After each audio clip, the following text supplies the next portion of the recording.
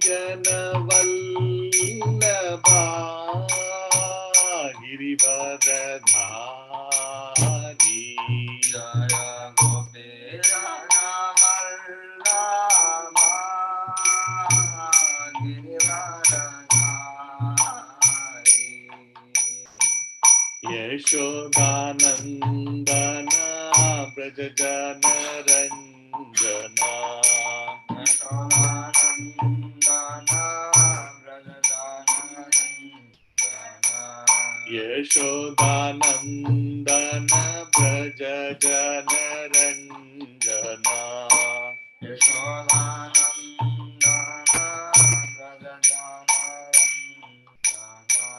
Yamuna Tira Vanachari Yamuna Tira Vanachari Yamuna Tira Vanachari Yamuna Tira Vanachari Jaya Radha Madhava Kunja Bihari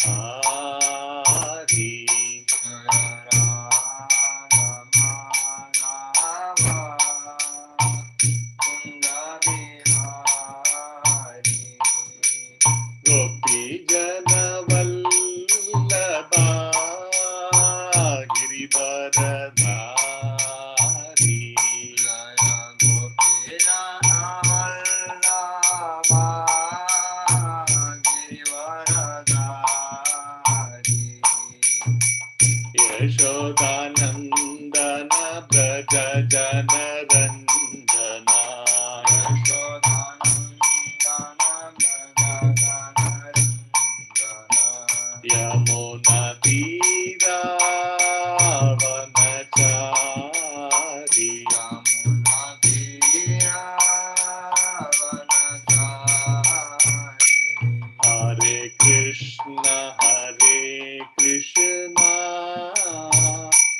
Krishna Krishna Hare Hare Hare Rama Rama Rama Hare Hare Hare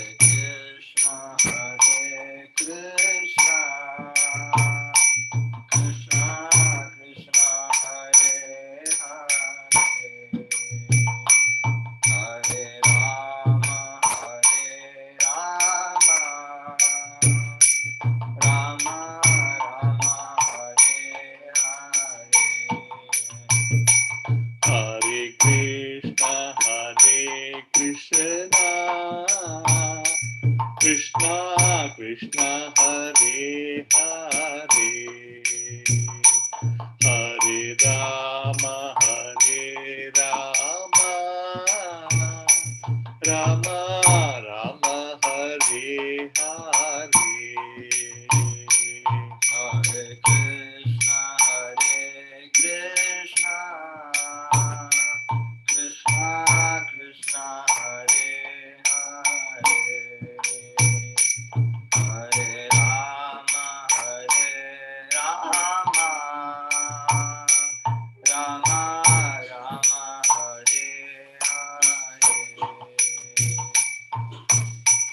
Hare Krishna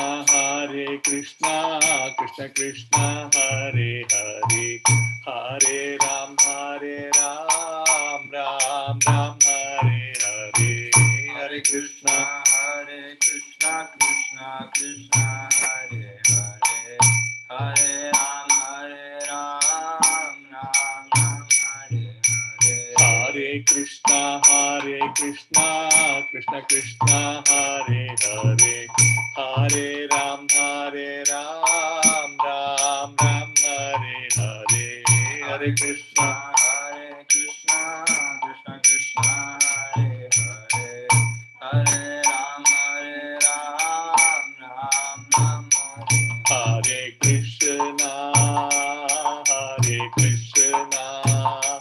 Krishna Krishna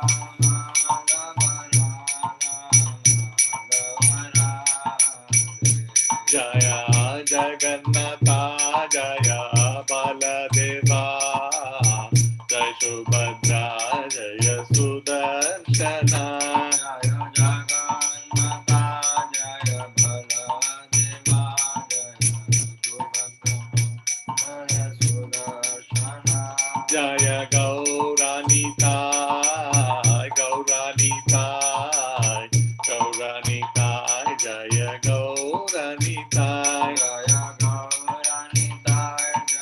Gaura Nitai Gaura Nitai जय गौरानिताय जय लक्ष्मी नरसिंह जय अनंत देव प्रहलाद नरसिंह जय अनंत देव लक्ष्मी नरसिंह जय अनंत देव प्रहलाद नरसिंह जय अनंत देव जय जय प्रभुपाद प्रभुपाद प्रभुपाद जय जय प्रभुपाद जय जय प्रभुपाद प्रभुपाद प्रभुपाद जय जय प्रभुपाद जय जय गुरुदेव गुरुदेव गुरुदेव जय जय गुरुदेव जय जय गुरुदेव गुरुदेव गुरुदेव जय जय गुरुदेव नित्य गौर हरि बोल हरि बोल हरि बोल नित्य गौर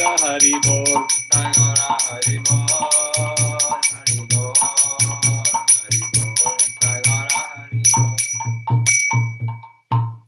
जय ओम विष्णुपाद परमहंस परिव्रजकाचार्य अष्टोत्तर सदस्य श्रीमद् अभय चरणारविंद भक्ति वेदांत स्वामी श्रील प्रभुपाद की जय जय ओम विष्णुपाद परमहंस परिव्रजकाचार्य अष्टोत्तर सदस्य श्रीमद् भक्ति सिद्धांत सरस्वती गोस्वामी महाराज श्रील प्रभुपाद की जय अनंत कोटि गौर भक्त वृंद की जय गौर भक्त प्रेमानंदे हरि हरि बोल all glories to the assembled devotees Hare Krishna all glories to the assembled devotees Hare Krishna all glories to the assembled devotees Hare Krishna all glories to Sri Guru and Sri Gauranga Jai Srila Prabhupada Om Namo Bhagavate Vasudevaya Om Namo Bhagavate Vasudevaya Om Namo Bhagavate Vasudevaya Narayanam Namaskritya Naram Chaiva Narottamam Devim Saraswatim Vyasam Tato Jayamudiraye Nashtaprayeshu Abhadreshu Nityam Bhagavata Sevaya Bhagavati Uttamaśloke Bhaktir Bhavati Naishtaki Om Tat Sat Hare Krishna welcome to all devotees for ISKCON Seshadripuram morning Srimad Bhagavatam class.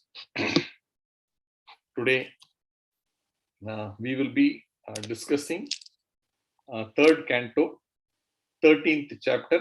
Chapter is entitled The Appearance of Lord Varaha, and we will be discussing verse number 45. I'll read the verse. Savai bata brishta matis tavaishate yah karmanam param aparak karmanaha yat yoga maya guna yoga mohitam Vishwam samastam bhagavan videhisham Savai bata prishta matis tavaishate yah karmanam param apara karmanaha Yat yoga maya guna yoga mohitam Vishwam samastam bhagavan videhisham Savai bata prishta matis tavaishate Yah karmanam param aparam karmanaha Yat yoga maya guna yoga mohitam Vishwam samastam Bhagavan Videhisham.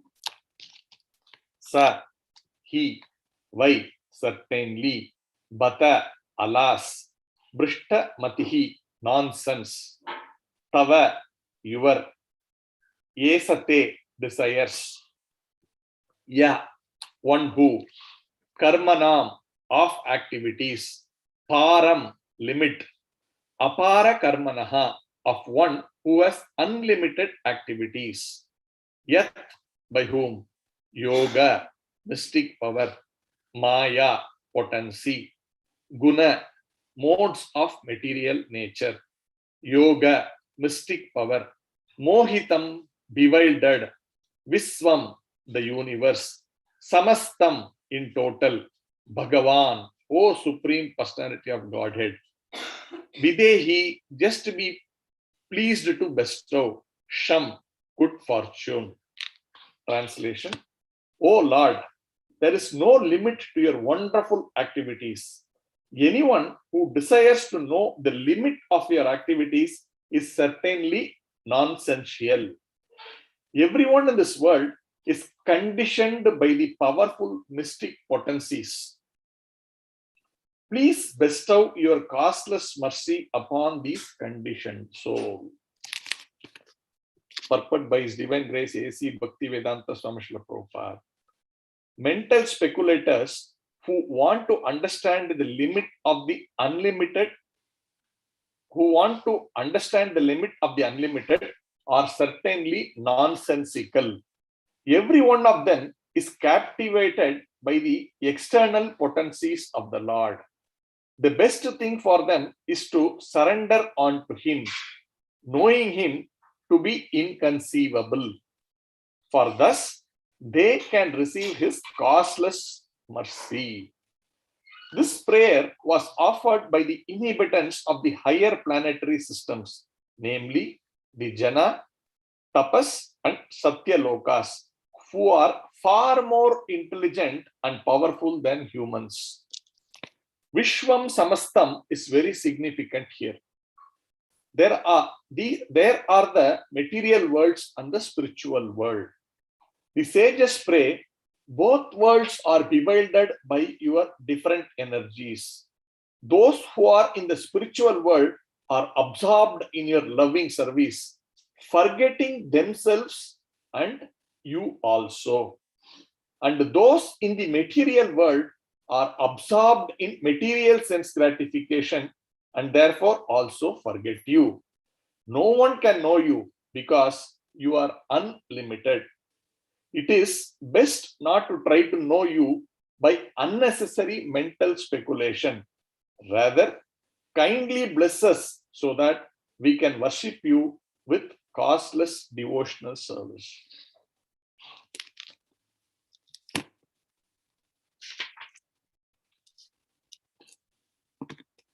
Om Ajnanatimirandasya Jnananjanashalakaya Chakshurvulminitam Yena Tasmai Shri Gurave Namaha.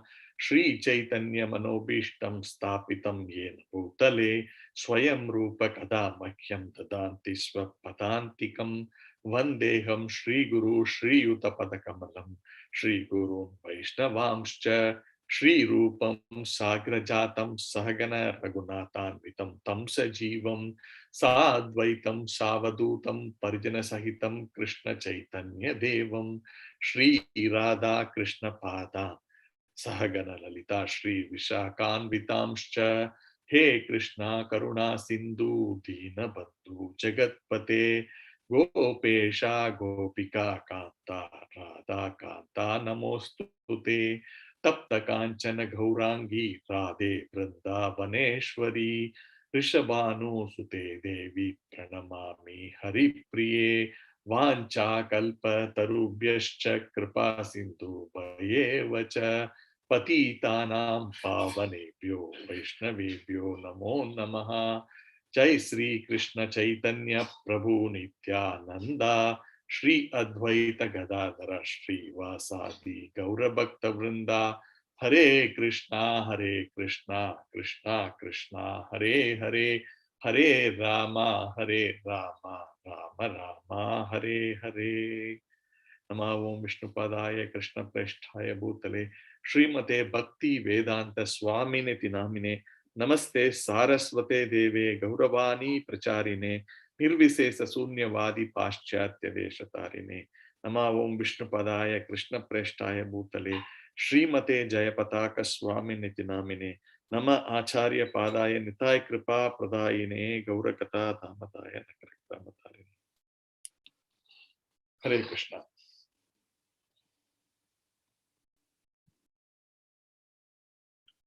Okay, so this is a very powerful verse. Let's just read the translation once more. O Lord, there is no limit to your wonderful activities. Anyone who desires to know the limit of your activities is certainly nonsensical.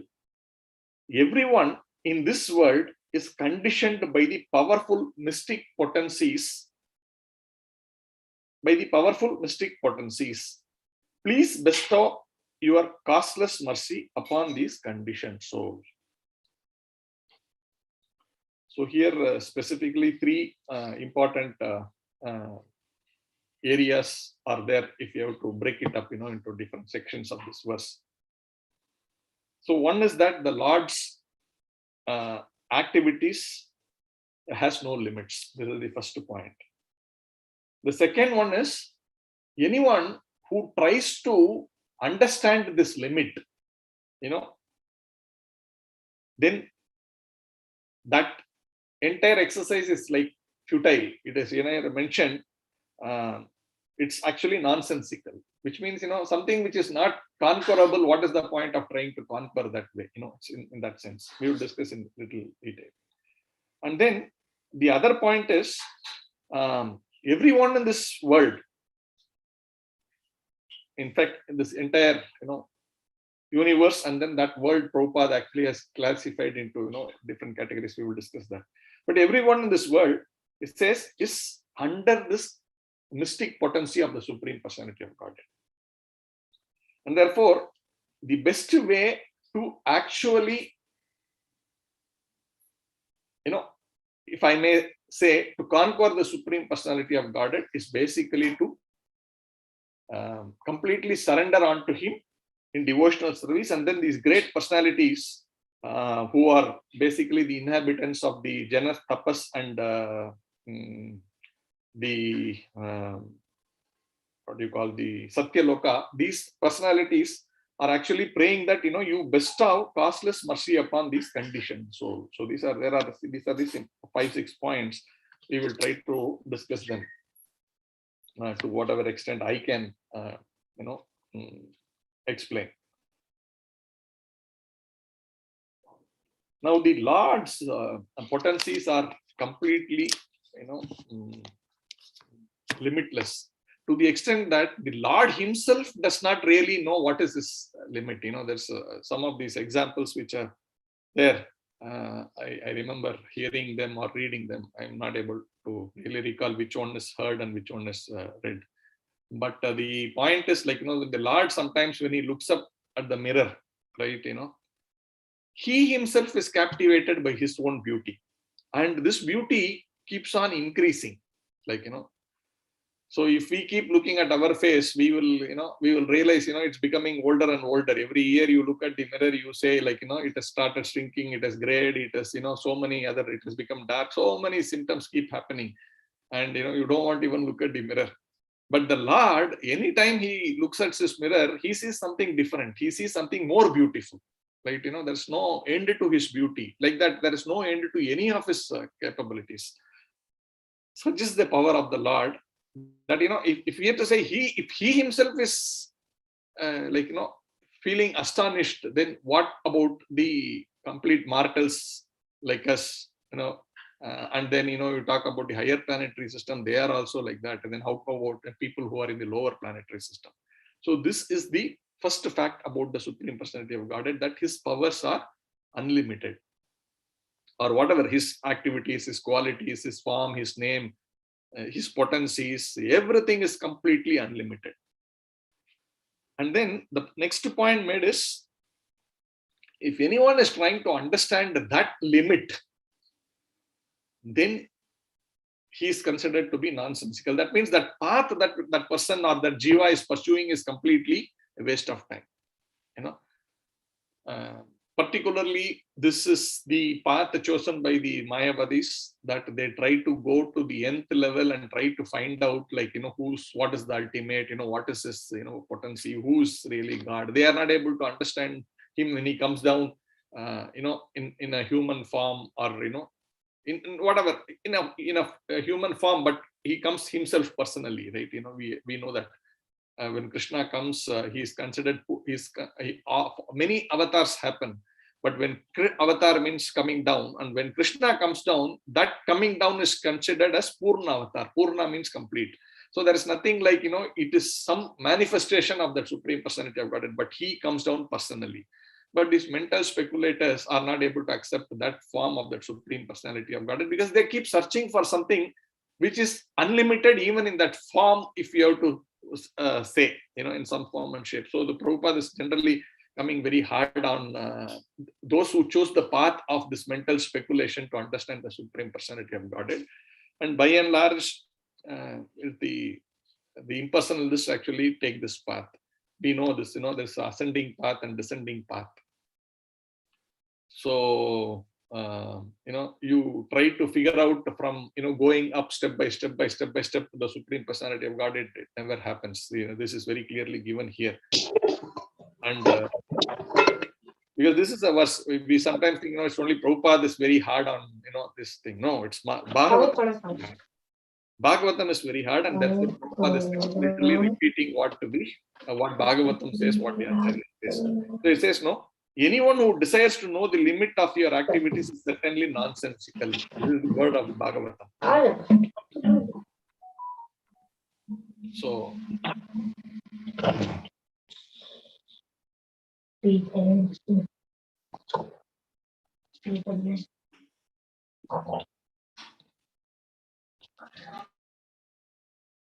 okay, it's a little disturbance, so I was trying to mute the disturbance. Okay. So, that was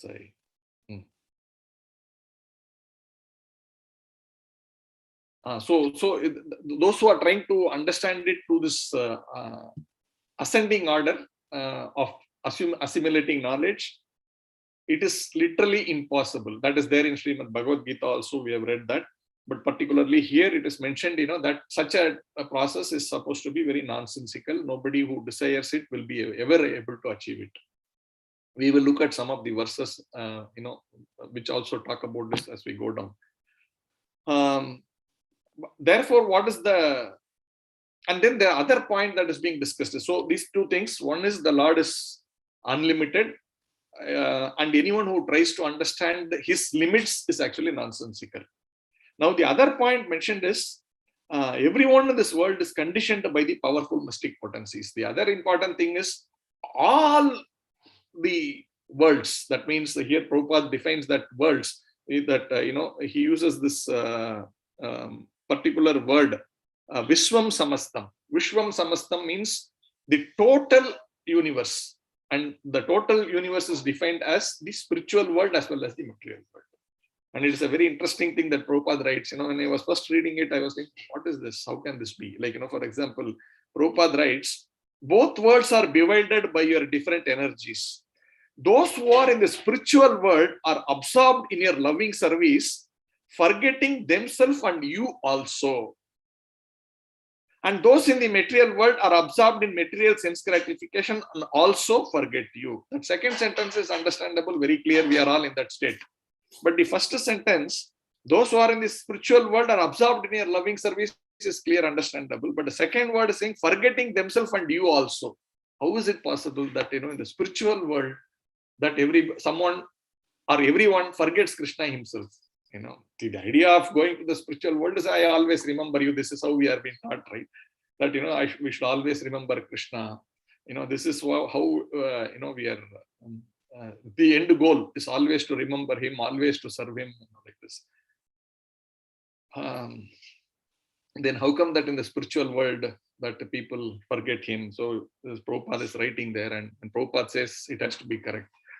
So, when rightly I was thinking, how is it possible? Then trying to hear the different lectures. So then it comes very logical and understandable. Like, for example, one of the Maharaj actually was saying, you should understand, like take the example of Yashoda Maya.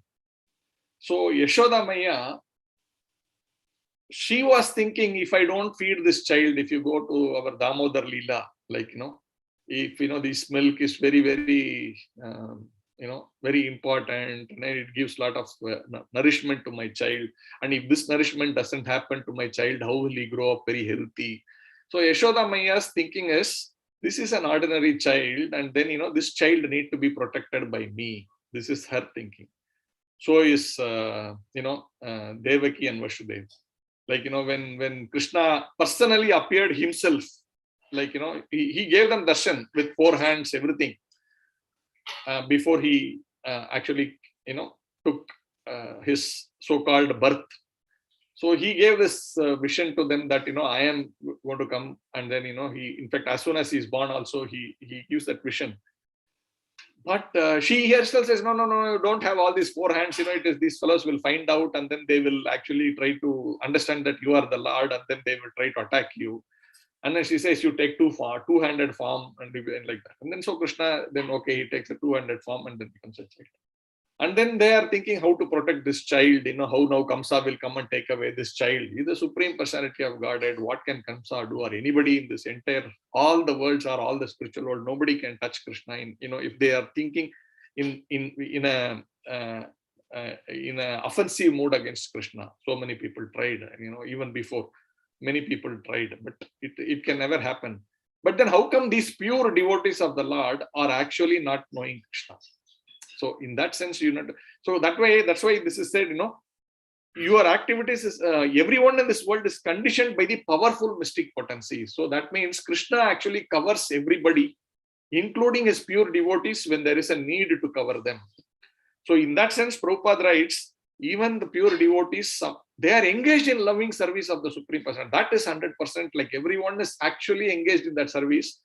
But while engaged, sometimes they are also covered that they do not know who Krishna actually is, in a different forms. And it's also mentioned, you cannot understand the full potency of Krishna, and that applies for everybody, not only in this material world, also in the spiritual world. If Krishna himself cannot understand his full potency, then how come even a pure devotee can understand? So that's very logical and it is very clear. So it's not meant in a negative sense that, in the spiritual world, people forget Krishna. It is not meant in that.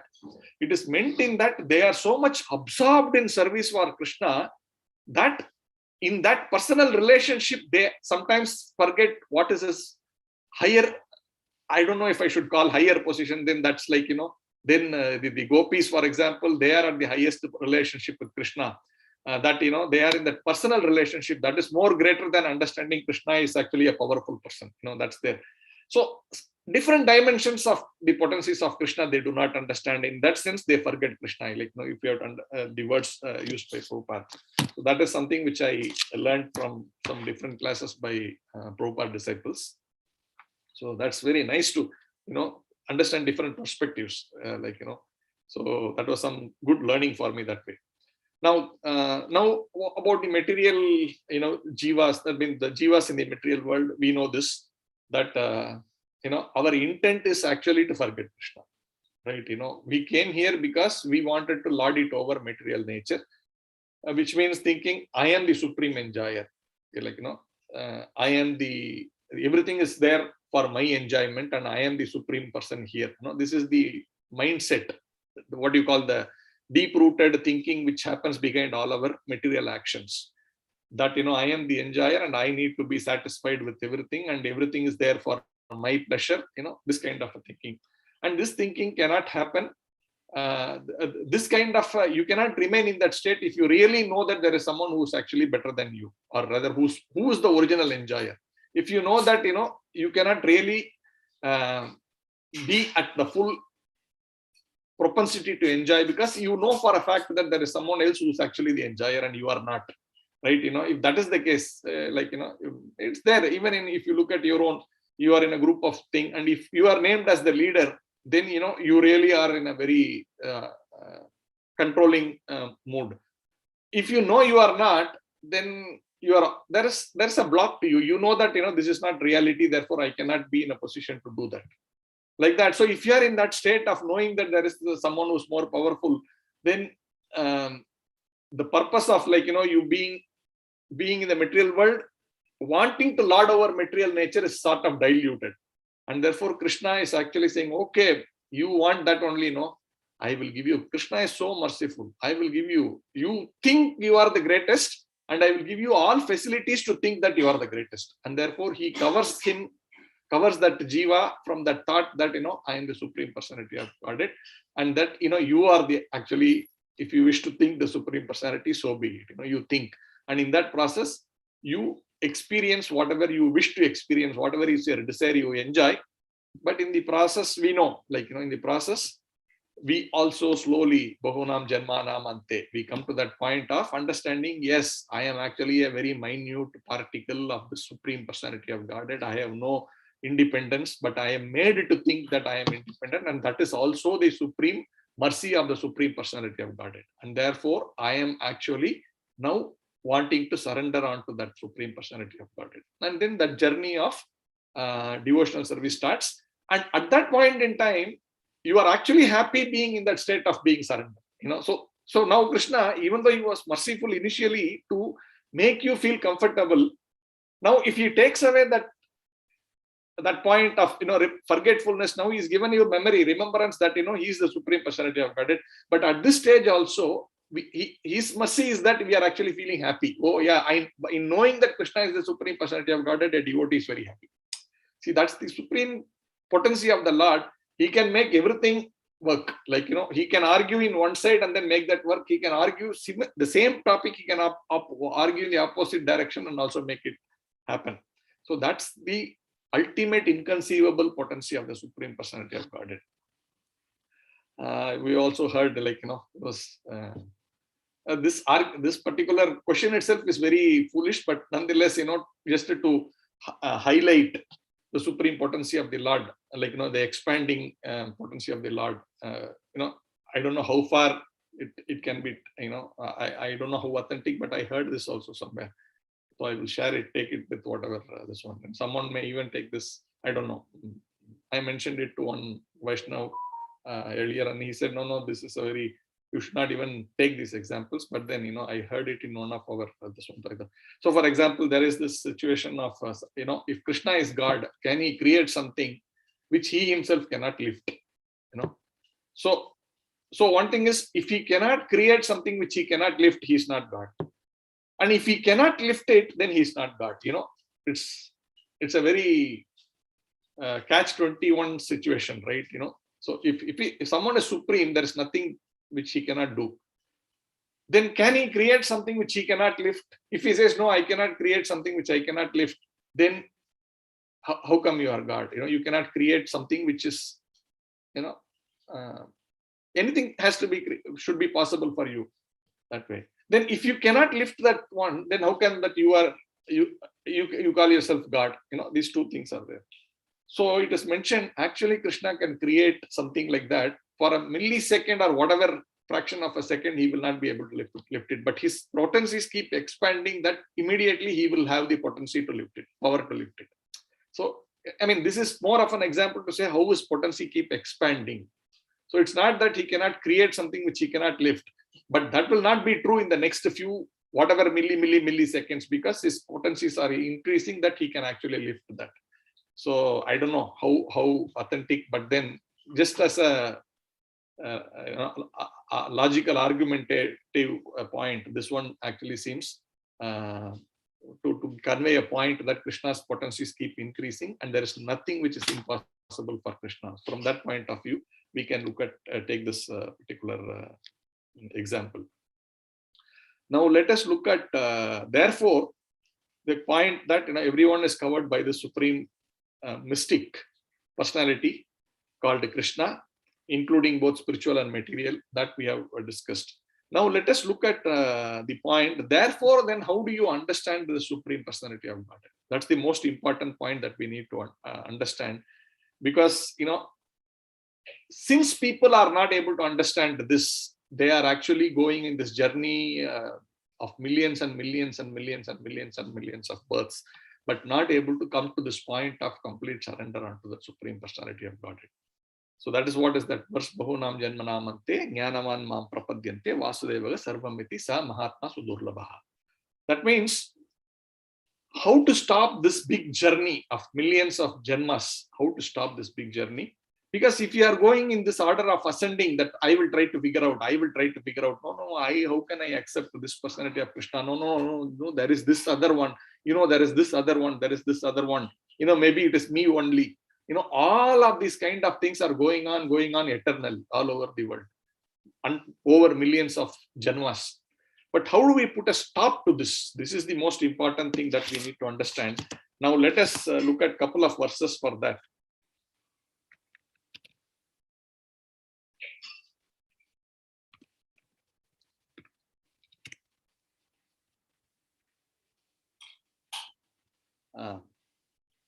There is this verse from Bhagavatam 10.14. So this is prayers by Lord Brahma. So 10.14. In that there are two wonderful verses, 29 and 30, which Brahmadev, he is actually making prayers to Lord Krishna. So here you will see this word. Then Prabhupada has quoted this n number of times, which when I was trying to search for this, where all, he's quoted in many, lot of his lectures he has quoted this, in many of his writings he has quoted this. So it says, Atapite deva padam bujadvaya prasada lesanu grihita evahi janati tattvam bhavan mahimno na chanya eko api chiran vichinvan. The translation is, my Lord, if one is favored by even a slight trace of the mercy of your lotus feet. My Lord, if one is favored by even a slight trace of mercy of your lotus feet, he can understand the greatness of your personality. But those who speculate to understand the Supreme Personality of Godhead are unable to know you, even though they continue to study the Vedas for many years. See, this is Lord Brahma's prayer. See, Brahma is supposed to be the most intelligent person in this material creation, right? He is the father of creation, means the secondary creator. And by his action, everything is manifested here in a secondary level. So this is very clear. And if such a person is concluding like that, how can, someone as inferior as me, for example, even think of, no, there is something more to it. Let me go and experiment. Let me go on in this ascending path. That's very, one can go, but then it is fruitless, or it is like, it's complete waste of time. Here, the word used is nonsensical. So if you are intelligent, you will think like, no, we will learn from the experience of people who have achieved higher things, right? So we need to say, whose experience will I take? So you need to know the qualification of that person, and then you can rely, okay, if that person is like that, then I can. I will take this example of Albert Einstein. There was some article in Times of India. There it was mentioned, someone had written, this Albert Einstein, if you know, he has got a super brain, right? That amazing brain that he has, which I don't know how many centuries we will still not find an equivalent person like him. There are many, but this Albert Einstein, how he was thinking in his mind was, or he was expressing that openly. He said, see, actually, there are many, many more people who are as intelligent as me, or maybe more powerful also. But somehow it is my fortune that I have actually been recognized for it. See, look at this man's humility. He is able to understand the mercy that he has got. That he is saying, of course, it is not directly in one sense, but he's able to acknowledge that fact that, I am not the only one. There are many more supreme, there are many more powerful personalities. Somehow I have been bestowed with this mercy that I am able to express the potency of this human brain, and that is being recognized by everyone. And so he actually talked it about people who are as intelligent like him but not recognized, but also people who are less capable than him acknowledged. But he was saying, by their service, I am able to actually do all of these things. Many people are serving me. They may not be as intelligent as me, but because of their abilities and capabilities, that I am able to take services and I'm able to, live and do whatever I am doing. So he was so humble. This is actually the mercy of the Supreme Personality of Godhead. But most of us do not get it. But here is supposed to be so-called, when I say Lord Brahma is the supreme intelligence in the material world, if I say, well, who knows, many many non-believers, what is Brahma, who knows what is Brahma? But here is a personality, who's acknowledged in the scientific world as a super brain or whatever. But here is a person who is saying that, I am fortunate that I got this mercy that I'm able to. I mean, he's not said that mercy from Krishna or whatever, but we can understand that Supreme Personality of Godhead from whom all this mercy comes. This verse also talks about it, that, by even a slight trace of mercy of your lotus feet, one can come to the humility, one can come to the understanding of the Supreme Personality of Godhead, not fully, but in whatever little sense that we can comprehend. Because all of this knowledge is also important. That doesn't mean, we become sentimental, right? Prabhupada said this thing about sentimentalism and what is that he has said, philosophy without practice is mental speculation, and practice without philosophy is sentimentalism. So there we have to give weightage to that sentence also. That means we try to understand Krishna. But then the point here is, if you are trying to understand the limit of Krishna, then that is foolishness. And do not speculate. These two things are very important. Do not speculate using your mental capability, or trying to see what is the ultimate limit, and then say, therefore, this person who came as Krishna is not that limitless, formless, or whatever. So these are speculations. So don't get into these two aspects of it. But understand it from the descending order. That means from the acharyas, from the more spiritually intelligent personalities. And then we can quickly move on. That we will see one or two more verses. We have a little more time to discuss those things also. So the point mentioned by Lord Brahma is, if one is favored by even a slight trace of mercy of your lotus feet, he can understand the greatness of your personality. But those who speculate to understand the Supreme Personality of Godhead are unable to know you, even though they continue to study the Vedas for many years. Now let us look at the next verse, where he's, therefore, what is he trying to conclude? He's saying,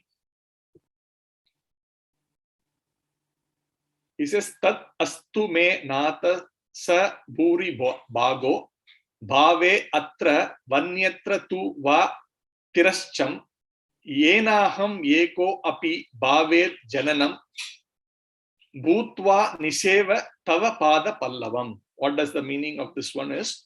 My dear Lord, I therefore pray to be so fortunate that in this life as Lord Brahma, or in another life, wherever I take my birth, I may be counted as one of your devotees.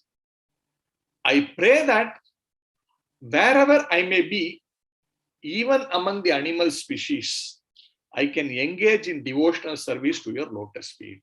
Very important. That means he's saying, if that Lord Brahma, who is the highest intelligent person known in this material world, if he is praying that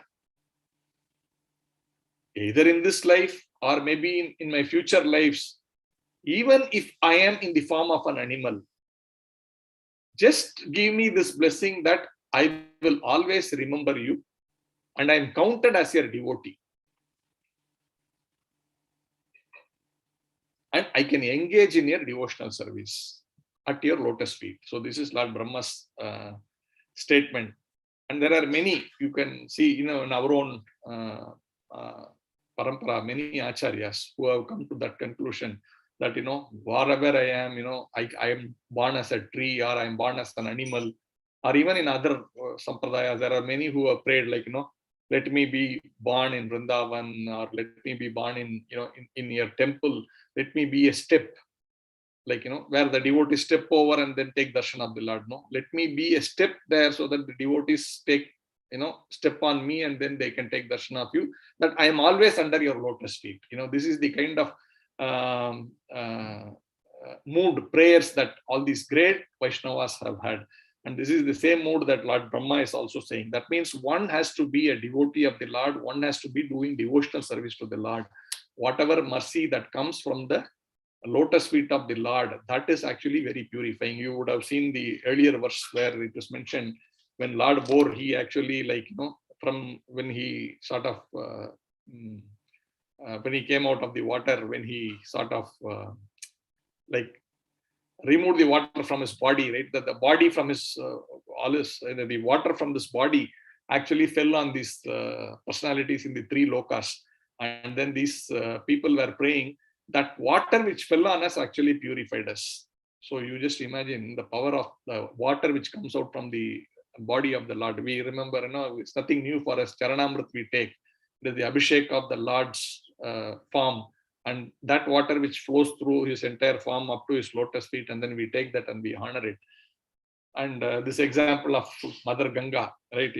When Vishnu was Vamanadev, when he was actually growing in size, his toe pierced the outer strata of that material world and then went into that spiritual world.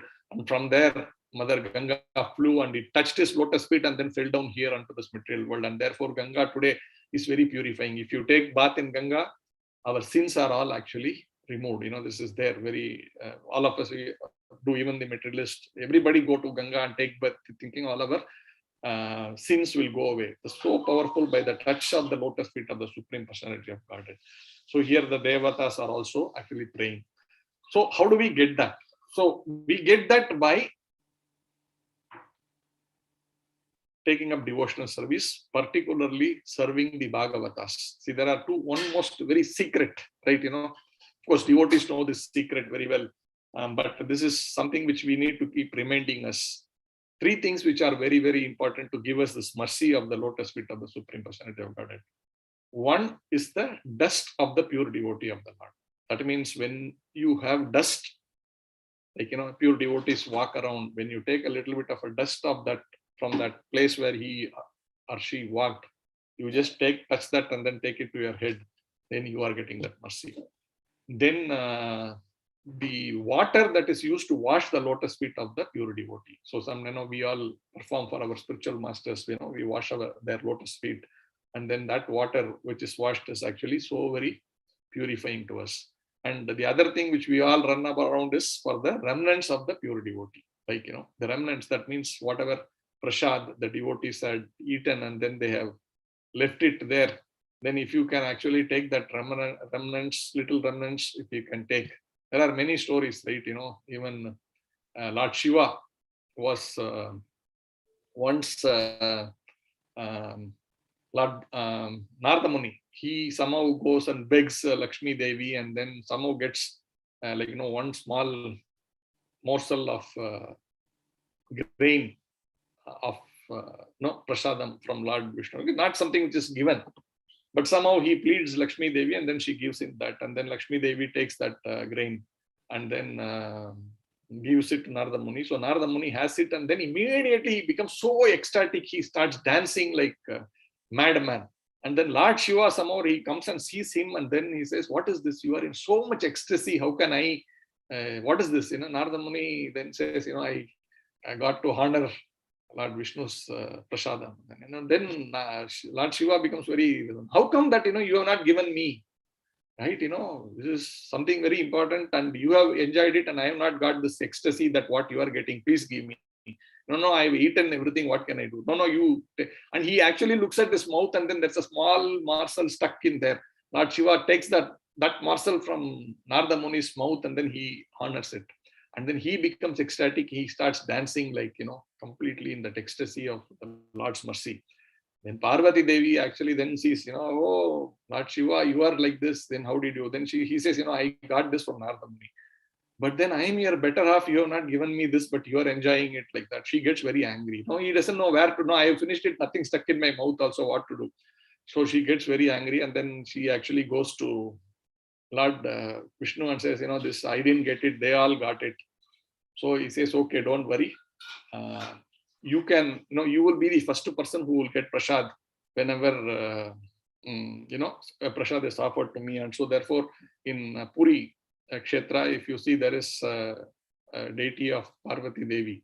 Like, so first offering, after offering to Lord Jagannath in Puri, is offered to this Devi. So like that. So this is the mercy, prasad, which is coming from the lotus feet of the Lord, from whatever part of the Supreme Personality of Godhead. That is absolute mercy. And for us, that comes through the pure devotees, right? Pure devotees of the Lord Srila Prabhupada. I remember my Guru Maharaj saying, there is this Prabhupada's, what do you call, Paduka. So that is there, like even now, like, in Prabhupada's room in Vrindavan, and now they may have this Paduka, which Prabhupada personally used.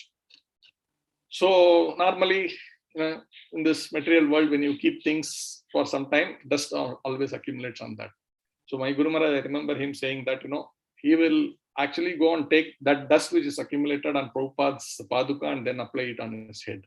So this is very powerful. We can all hanker to get this Paduka or whatever mercy that we get from Prabhupada and his sincere followers, pure devotees of Prabhupada. If we can get that, if we can get the, water from the dust, water which is washed the lotus feet of the pure devotees, or their remnants, there is nothing like it. Now, again, of course, the mercy comes through chanting of the holy name of the Supreme Personality of Godhead. We still have time. Let me read a couple more verses. In the Brahma Samhita, this verse, right? Vedeshu durlabam adurlabam atma bhakto. What is the meaning of this? Vedeshu durlabam. That means by the study of these Vedas, Vedeshu, durlabam means difficult, to very difficult. So that means understanding Krishna through this process of deep studies in Vedas is very difficult, durlabam. Then how it is easy? Adurlabam atma bhakto. That means adurlabam means it's very easy. Through what? Through atma bhakto, through bhakti to the Supreme Personality of Godhead. That has been also said in this thing. Vedeshu durlabam adurlabam atma bhakto. Then there is another verse in Padma Purana which says, Ata Shri Krishna Nama Dina Bhave Grahyam Indriyehi Sevon Mukhehi Jivadau Swayam Eva Spurati Adau. The translation is very nice. It says, therefore, material senses cannot appreciate Krishna's holy name, form, qualities, and pastimes. When a conditioned soul is awakened to Krishna consciousness and renders service by using his tongue to chant the Lord's holy name and taste the remnants of the Lord's food, the tongue is purified and one gradually comes to understand who Krishna really is. Very powerful verse, right? When a conditioned soul is awakened to Krishna consciousness and renders service by using his tongue to chant the Lord's holy name and taste the remnants of the Lord's food, the tongue is purified and one gradually comes to understand who Krishna really is. Very powerful verse. So we need to be meditating on these aspects of our, sadhana, devotional life, which Prabhupada has given all of us. You see all of these great personalities, who are so much fixed up in this kind of mood of devotional service. That's what is mentioned, right? Costless mercy upon this conditioned soul, basically to perform devotional service. There was this personality called Akinchana Krishnadas. He was one of the disciples of Bhakti Siddhanta Saraswati, maybe, so Prabhupada's god brother.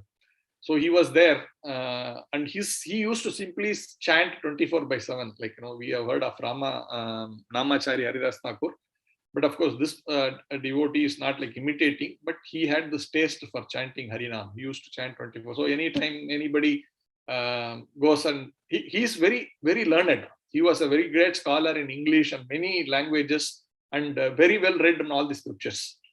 But then even if someone goes to discuss something, and he will say, Hare Krishna, like that, very blissful, very happy, but he will not get into any kind of a discussion and all that.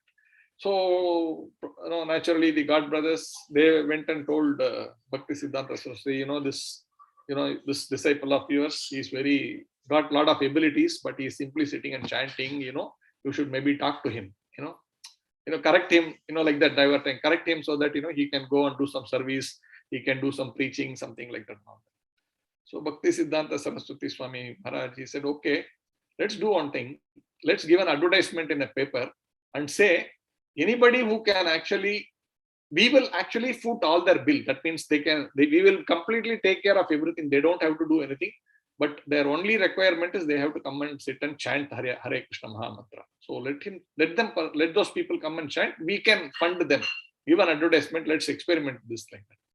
So they put an advertisement. I think very few, 2-3 people actually came and offered, yes, this is very nice, everything is taken care for me, food, dress, everything. All I have to do is sit and chant the Hare Krishna Mahamantra. So some 2 people applied for it, and then they came, but they couldn't stand for even 2 days or 3 days. That they left this no, this and all we cannot do, and they left. Even though they could be beggars or whatever, they could not. They get everything, possibly food, shelter, everything, but they are not able to accept this condition that I have to chant 24/7, whatever like that. But this devotee, then they could actually understand the greatness of this personality, Kinchana Krishnadas. That it is not easy that he is simply sitting and chanting like that. He's bestowed with so much mercy, and his desire is to serve the Lord so nicely by chanting his holy name. That they understood. There's some stories, I don't know, stories means some pastimes were also there with this. So when he became old towards his last days, when he was sort of bedridden, so devotee doctors, they with stethoscope, they go and check his heartbeat. When they check, you generally hear lapdap, but for this Akinchana Krishnadas, the sound that they heard was Hare Krishna, Krishna Krishna, Hare Hare. Hare Rama, Rama Rama, Hare Hare. So this is some of the anecdotes of this personality, Prabhupada's God brother. So powerful all this, the devotional practice, particularly taking the holy name of the Supreme Personality of Godhead. Even take our own Srila Prabhupada. He had so much faith in the holy name of Krishna. I think in one of the books written, many books have been written about Srila Prabhupada, whatever individual experiences they have had with Prabhupada. Some of the devotees wrote many books.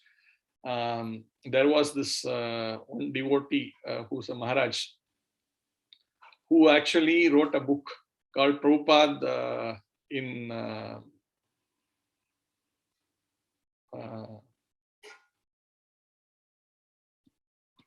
let me see the name of the book, in Radha Damodar temple, something like that. So he wrote a book, Mahanidhi Swami, I think his name was.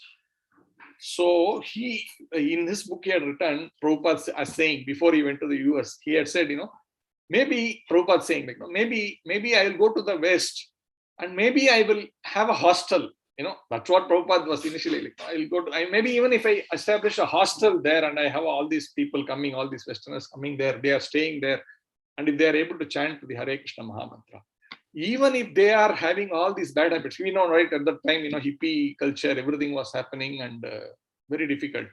So he was thinking, at least he was saying, maybe like that, So he was saying, use the word to say, even if they eat meat and all, it is okay. Let them eat meat, but still in that hostel, let them stay there and then they chant Hare Krishna. And he was saying, he was so confident of this Hare Krishna Mahamantra that it will purify them completely. This was Prabhupada's mood, that on the holy name, he had so much faith. So we know, in spite of all his difficulties at that age, when he went, had heart attack, so many things, but his faith in the holy name and the instruction of his spiritual master never reduced. It kept only increasing. So many times he was thinking, what is this? Nothing is happening. Should I return back? But his faith in that, the holy name and the spiritual master's words, mercy, that, no, this will happen. I simply have to follow the process. So he did it. And today we see such a huge flooding of Krishna consciousness all over the world. everybody, like, Sanatana Goswami, then Jiva Goswami. Jiva Goswami had translated 500,000 verses in Sanskrit, or written 500,000 verses in Sanskrit. He was considered even in the London University as the greatest philosopher in modern worlds, like that. But his mood was not that, I am a great philosopher. His mood was that I am a Dasanudas, that was his mood. Sanatana Goswami, Rupa Goswami. Sanatana Goswami, even in that old age, he was going parikrama of the Govardhan hill, right? So old he was. And Krishna personally appeared and said, why in this old age you are going around like this? It's not good for you. No. How can I remain without serving you, oh my Lord? He didn't know that boy was actually Krishna. So he was saying, how can I not serve my Supreme Lord? It is my duty to circumambulate him. He was saying like that. Then he said, okay, he actually then transformed. He showed that, he's Krishna. He took that small, where he was standing, that whatever, the stone on which he was standing in that Govardhan hill. He said, you take this and worship. You circumambulate this small stone which I am standing on, and he gave it to you. And that you circumambulate, that is good enough. You don't have to do the actual parikrama like that. So that stone you will even now see, I should not say stone, that transcendental particle that was there, it is there even now in Vrindavan, and we can take darshan of this. So it's amazing, this whatever your Vedeshu Durlabham, whatever beyond all of that, we need to know, but then we should not try to either try to know the ultimate limit of Krishna. Neither should we think this is the process to actually understand Krishna. Process to understand Krishna is through the descending process, accepting it from the pure acharyas, and then the mercy from Krishna will automatically follow the devotional service as prescribed by the acharyas, with full faith that Krishna will reveal himself one day. Again, not to the fullest extent, nobody can, but we will clearly be able to understand the Supreme Personality of Godhead in whatever way that we need to understand. So with that, I will conclude. If there are any questions, any comments, welcome. Hare Krishna. I'm sorry, I think I'm a little over time, but it was so nice I couldn't stop. Hare Krishna.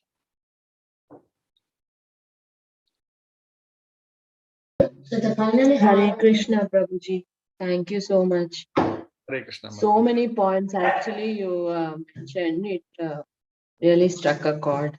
Thank you. Hare Krishna. Thank you very much. All glory to Srila Prabhupada. Hare Krishna, Prabhuji. Thanks for the wonderful class.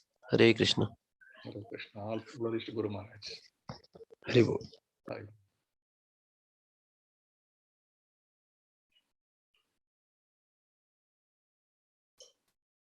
Okay, thank you all very much. We will end this session. Thank you for joining. Any mistakes from my side, please forgive. Hare Krishna.